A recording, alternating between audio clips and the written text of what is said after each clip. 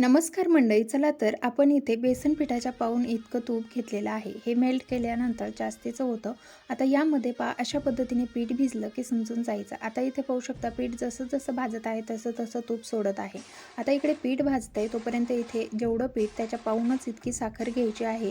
तुम्हाला गोड आवडत असल्यास समप्रमाणात घेतलं तरीसुद्धा चालेल. फक्त पीठ हाताने दाबून घ्या, म्हणजे एकदम पीठ असं हलकं असतं. आता यामध्ये आपण एक तारी किंवा चिकट झालेला पाक घालून घेतला अर्धा. आता अर्ध्या पाकाची आपल्याला एका पाण्यामध्ये गोळी चेक करून तो पाक घालून घ्यायचा. तर पाहू शकता पहिला पाक घातला तेव्हा बेसन पीठ एकदम फ्लफी झालं. आता ह्या पाकाने बेसन पिठाला शाईन छान आली. तर दोन्ही प्रकारच्या पाकामुळे काय होतं, तर पहिल्या पाकामुळे आपली बर्फी जी आहे ते खुसखुशीत होते. दुसऱ्या पाकामुळे आपल्या बर्फीचं टेक्स्चर आणि त्याचबरोबर वरतून बर्फी एकदम शायनी बनते.